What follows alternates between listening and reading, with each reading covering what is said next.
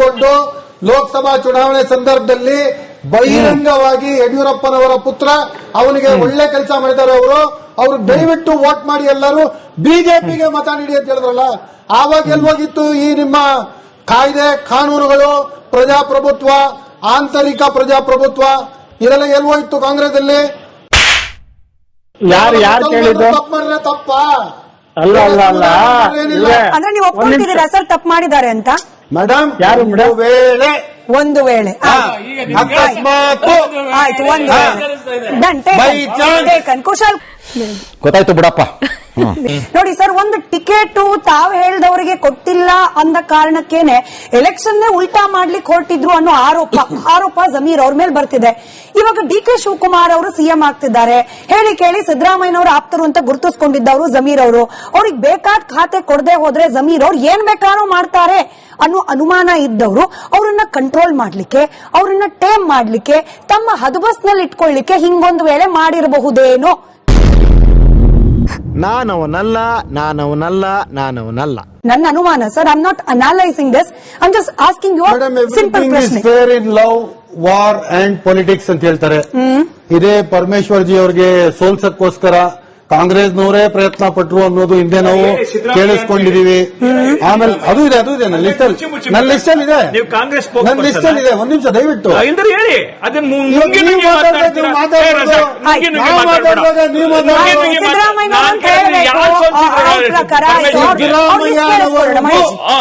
ಸಿದ್ದರಾಮಯ್ಯನವರೆಗೂ ಸೋಲ್ಸಕ್ಕೆ ಯಾರು ಪ್ರಯತ್ನ ಪಟ್ರು ಚಾಮುಂಡೇಶ್ವರಿ ಹಾಗೂ ಬಾದಾಮಿಯಲ್ಲಿ ನಿಂತ್ಕೊಂಡಾಗ ಅದರದ್ದು ಒಂದು ಚರ್ಚೆ ಹಿಂದೆ ಇದೆ.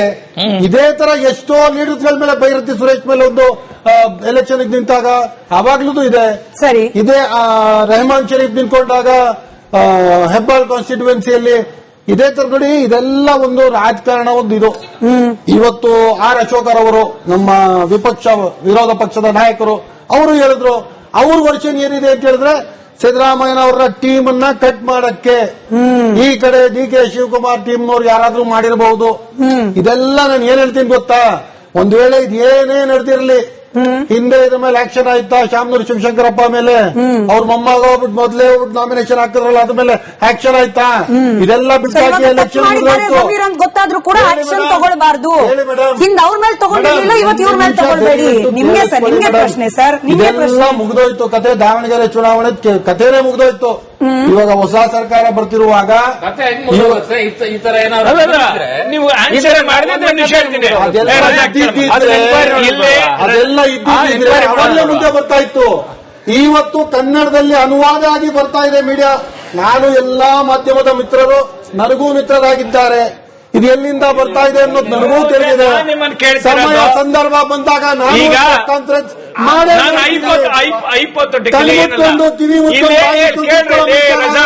ಕೇಳ್ರಿ. ನಾನ್ ಇವನಿಗೆ ಏನು ಬಂದಿದ್ಯೋ ದೊಡ್ಡ ರೋಗ ಹೇಳ್ತಿರೋದು. ಜಮೀರು ನಾವೇನು ಅಸ್ಯೂಮ್ ಮಾಡ್ಕೊಂಡಿದ್ದೀವಿ, ಅವರ ಆ ಮುಸ್ಲಿಂ ಪ್ರೈಡ್ ಅನ್ನು ಎತ್ತಿಡಿಲಿಕ್ಕೋಸ್ಕರ ಈ ತರದ್ದು ಅವರ ಒಂದು ಸಪೋರ್ಟ್ ಮಾಡಿದ್ರು ಅನ್ನುವಂಥದ್ದು ಚರ್ಚೆಯಲ್ಲಿ ನಮ್ಮಲ್ಲ ಇರೋ ವಾಸ್ತವ ಆಗಿರ್ಬೇಕಾದ್ರೆ ಹಾಗೆಲ್ಲ ಬಹಳ ದೊಡ್ಡ ವೀರರು ಶೂರರು ತರ ಎಲ್ಲ ನಿಮ್ಮ ಸಮುದಾಯದ ಪ್ರಮುಖರುಗಳು ಮಾತನಾಡಿದ್ರಲ್ಲ, ಈಗಲೂ ಕಾಂಗ್ರೆಸ್ ವಿರುದ್ಧ ಹೀಗೆ ಈ ಕೇಸ ನಿಲ್ತೀರಾ? ನಾನು ಒಂದೇ ಒಂದು ಮಾತು ಹೇಳ್ತೀನಿ, ಯಾವ ಕ್ರಮನೂ ಆಗಲ್ಲ, ಏನೂ ಆಗಲ್ಲ. ಯಾಕೆ ಅಂತ ಹೇಳಿದ್ರೆ ಈ ಸಮುದಾಯಕ್ಕೆ, ಈ ರಾಜ್ಯಕ್ಕೆ, ರಾಜ್ಯದ ಜನರಿಗೆ ನಾನು ಮೂರು ಹೇಳ್ತೇನೆ, ಕೇವಲ ಸಮುದಾಯ ಹೇಳ್ತಾ ಇಲ್ಲ. ಅವ್ರು ಯಾವುದೇ ಭಾಷಣ ಆಯ್ತು ನೋಡಿ, ಫಸ್ಟ್ ಸ್ಟಾರ್ಟ್ ಅಲ್ಲೇ ಅಲ್ಲಾ ದೇವರು ಅಲ್ಲಾಹ್ ಅಕ್ಬರ್ ಅಂತ ಹೇಳ್ತಿಲ್ಲ, ಅವರು ಜೈ ಭೀಮ್ ಅಂತಾರೆ ಫಸ್ಟ್. ಯಾವುದೇ ಅವ್ರ ಭಾಷಣ ಆಯ್ತು ನೋಡ್ಕೊಳ್ಳಿ ಇತ್ತೀಚೆಗೆ ಒಂದು 3 ವರ್ಷದಿಂದ ಪ್ರತಿಯೊಂದು ಭಾಷಣದಲ್ಲಿ. So is no more a Muslim leader, he is a mass leader. ಎಲ್ಲರನ್ನೂ ಒಪ್ಕೊಂಡು ಇಲ್ಲಿ ಹಿಂದೂ ಮುಸ್ಲಿಂ ಜಾಸ್ತಿ ಆಗಿತ್ತು, ಹಿಜಾಬು, ಹಲಾಲು, ಅಜಾನ್, ಅದು ಇದು ಎಲ್ಲ ಜಾಸ್ತಿ ಆದಾಗ ಒಂದು ದಲಿತರ ಬಾಯಿಂದ ಒಂದು ತುತ್ತು ಅನ್ನವನ್ನ ತಗೊಂಡು ತನ್ನ ಬಾಯಿಗೆ ಹಾಕೊಂಡು ತಿಂದೋರು ಮುಂದೆ ಜೋಕ್ ಮಾಡೋಕೆ ನಮ್ ರಾಮರಾಯರಿಗೆ ಹೊತ್ತು ಗೊತ್ತೂ ಇಲ್ಲ. ಇದೆಲ್ಲ ಯಾಕೆ ಮಾಡಿದ್ರು?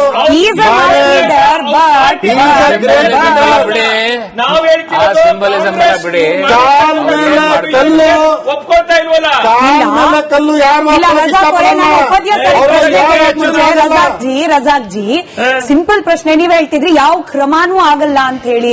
Will he B again in the cabinet ಅನ್ನೋ ಪ್ರಶ್ನೆ ಇವಾಗ ಅಷ್ಟು ಕಾನ್ಫಿಡೆನ್ಸ್ ಇದೆಯಾ? ಡೆಲ್ಲಿಗೆ ಬರ್ಬೇಡ ಅಂತ ಹೇಳಿ ಸಿದ್ದರಾಮಯ್ಯ ಅವರೇ ಹೇಳಿದ್ರಂತೆ ಸರ್, ಸದ್ಯಕ್ಕೆ ಬರ್ಬೇಡ ಡೆಲ್ಲಿಗೆ ಅಂತ ಹೇಳಿ. ಹೇಳ್ತೀನಿ ಕೇಳಿ ಮೇಡಮ್, ನಾನು ಮೊನ್ನೆ ಅಷ್ಟೇ ನಿಮ್ ಮುಂದೆ ಒಂದು ಸ್ವಲ್ಪ ಸ್ಟ್ಯಾಟ್ಸು ಫ್ಯಾಕ್ಟ್ಸು ಇಟ್ಬಿಟ್ಟೆ ಮಾತಾಡಿದ್ದೀನಿ.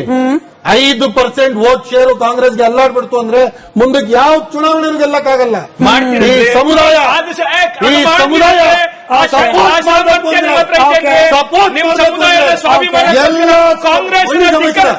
ಕಾಂಗ್ರೆಸ್ ಧಿಕ್ಕರಿಸ್ತೀರಾ? ನೀವು ಈಗ ಹೇಳಿದ್ರಲ್ಲ ಮಾತನ್ನ, ಧಿಕ್ಕರಿಸ್ತೀರನ್ರಿ? ಈ ಸಮುದಾಯ ಮುಂದಕ್ಕೆ ಕಾಂಗ್ರೆಸ್ಗೆ ಬೆಂಬಲ ನೀಡಬೇಕು ಅಂದ್ರೆ ಕಾಂಗ್ರೆಸ್ ಪಕ್ಷ ಆಕ್ಷನ್ ತಗೋಬೇಕಾದ್ರೆ ಎಲ್ಲಾ ಸಮುದಾಯಕ್ಕೂ ಕಟ್ಟವಾದ ಆಕ್ಷನ್ ತಗೋಬೇಕು. ಇವಾಗ ಜಮೀರ್ ಅವ್ರ ಮೇಲೆ ಆಕ್ಷನ್ ತಗೊಂಡ್ರೆ ಅಲ್ಲಿಗೆ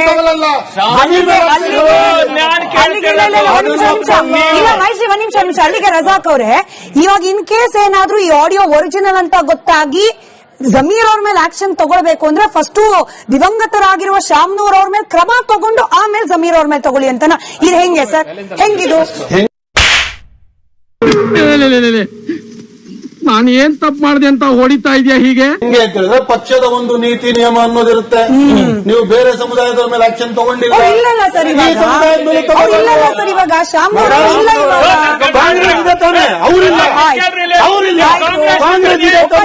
ಕಾಂಗ್ರೆಸ್ ನಿಮ್ಗೆ ಒಂದ್ ನಿಮಿಷ, ನೀವು ಕಾಂಗ್ರೆಸ್ಗೆ ಇಷ್ಟು ವರ್ಷಗಳ ಸಪೋರ್ಟ್ ಮಾಡ್ತಾ ಬಂದಿದ್ದೀರಿ, ನಿಮ್ಮ ಧ್ವನಿಗೆ ಕಾಂಗ್ರೆಸ್ ಸಹಮತ ಕೊಟ್ಟಿಲ್ಲ. ಇಲ್ಲಿ ಕೇಳಿ, ಕಾಂಗ್ರೆಸ್ಗೆ ಬೇರೆ ಬೇರೆ ರಾಜ್ಯಗಳಲ್ಲಿ ಮುಸಲ್ಮಾನರು ಅರ್ಥಕೊಂಡು ಕಾಂಗ್ರೆಸ್ಸಿನ ಈ ಢೋಂಗಿತನ, ಕಾಂಗ್ರೆಸ್ಸಿನ ಈ ಮೋಸತನವನ್ನ ನೋಡ್ಕೊಂಡಂತವ್ರು ಅವರಿಗೆ ಎಲ್ಲೆಲ್ಲಿ ಬುದ್ಧಿ ಕಲಿಸುವಂತದ್ದು ಪಶ್ಚಿಮ ಬಂಗಾಳದಲ್ಲೂ ಕಲಿಸಿದರೆ, ಬಿಹಾರದಲ್ಲೂ ಕಲಿಸಿದರೆ, ಕರ್ನಾಟಕದಲ್ಲೂ ಮುಸಲ್ಮಾನರು ಕಲಿಸ್ತೀರೇನ್ರಿ?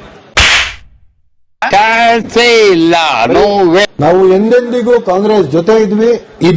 ನಾನೇನು ಇರ್ತೀವಿ. ನೀವು ಅವ್ರನ್ನ ಇಕ್ಕಟ್ಟಿಗೆ ಸೆಳೆಸ್ತಾ ಇದ್ದೀರಾ, ನಿಮ್ಮ ಉತ್ತರ ಅವ್ರ ಬಾಯಿಂದ ಬರಲ್ಲ. But Upadhya sir, coming back to timing, ಎಂಥ ಟೈಮಿಂಗ್ ನಲ್ಲಿ ಈ ಆಡಿಯೋ ವೈರಲ್ ಆಗಿದೆ ಅಂತಂದ್ರೆ ಕೇವಲ ಜಮೀರ್ ಅವ್ರು ಡೆಲ್ಲಿಗೆ ಹೋಗೋದಲ್ಲ ಸರ್, ಸಿದ್ದರಾಮಯ್ಯನವರು ಯಾರು ಜಮೀರ್ ಅವರ ಪರವಾಗಿ ನಿಂತು ಈ ವಿಚಾರದಲ್ಲಿ ಹೆಲ್ಪ್ ಮಾಡಬಹುದಾಗಿತ್ತು. ಸಿದ್ದರಾಮಯ್ಯನವರು ಕಂಪ್ಲೀಟ್ಲಿ ಆಕ್ಯುಪೈಡ್. ಅವರ ಮುಂದಿನ ಭವಿಷ್ಯ, ಅವರ ಮಗನ ಮುಂದಿನ ಭವಿಷ್ಯ, ಕ್ಯಾಬಿನೆಟ್ ನಲ್ಲಿ ತಮ್ಮ ಆಪ್ತರ ಭವಿಷ್ಯ, ಇದೆಲ್ಲದರಲ್ಲಿ ಬ್ಯುಸಿ ಆಗಿರುವ ಸಿದ್ದರಾಮಯ್ಯನವರು ಬೇಕು ಅಂದ್ರೂ ಕೂಡ ಹೈಕಮಾಂಡ್ ಮುಂದೆ ಹೋಗಿ ಇದೀಗ ಜಮೀರ್ ಅವ್ರ ಪರವಾಗಿ ವಕಾಲತ್ ವಹಿಸಲಿಕ್ಕೆ ಕಷ್ಟ ಆಗಬೇಕು ಅಂತಹ ಸಂದರ್ಭ ಇದು. ಅರ್ಥ ಆಯ್ತು ಅನ್ಸುತ್ತೆ.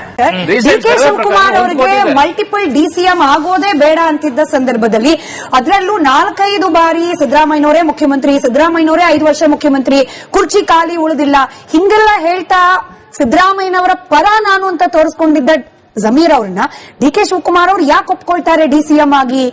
ಈಗ ಮತ್ತನುಮಾನ ಡಿ.ಕೆ. ಶಿವಕುಮಾರ್ ಅವರು ಅಥವಾ ಅವರ ಪರವಾಗಿರುವವರ ಕಡೆ ಇದಕ್ಕೂ ಕೂಡ ಕನೆಕ್ಟ್ ಮಾಡಬಹುದಲ್ಲ ಅಂತ ಹೇಳಿ. ಈ ಕಣ್ಣಲ್ಲಿ ಇನ್ನೀ ಏನೇನ್ ನೋಡ್ಬೇಕೋ ಕಾಣೆ.